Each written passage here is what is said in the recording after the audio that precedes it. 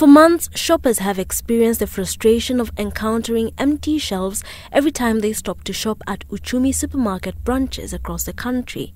This a result of dwindling fortunes that have seen the listed retailer close some of its branches, the government now planning to inject 1.2 billion shillings into it, an amount yet to be approved by Cabinet.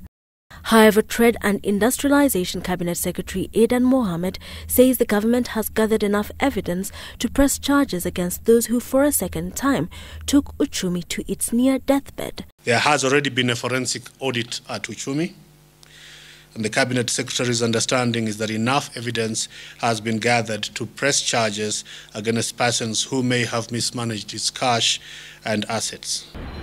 This is the latest attempt at breathing life into the retailer that has gone through turbulent times in recent years.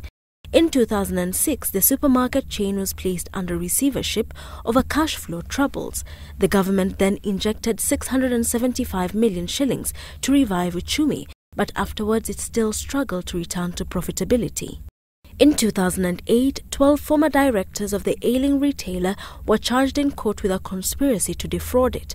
The board members had been accused of selling the retail store's Aga Khan Walk branch to Gov't Limited for 147 million shillings and leasing back the landmark building to Uchumi for 1.7 million shillings per month in 2004.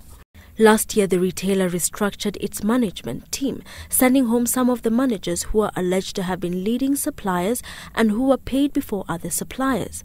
The money going into Uchumi comes from hard-earned taxes of Kenyans, and taxpayers, I believe, want to satisfy themselves that the money will be used properly. One way to do that is to ensure that there are consequences for past misuse. Former CEO Jonathan Siano, who was among those sent packing, had joined the retailer as a receiver manager and stayed on after its recovery before it went bust again under his watch.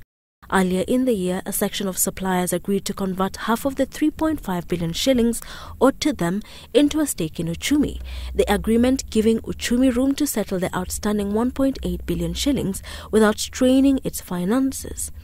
The Cabinet offer coming in only days after the last of the suppliers withdrew a winding-up case against Uchumi.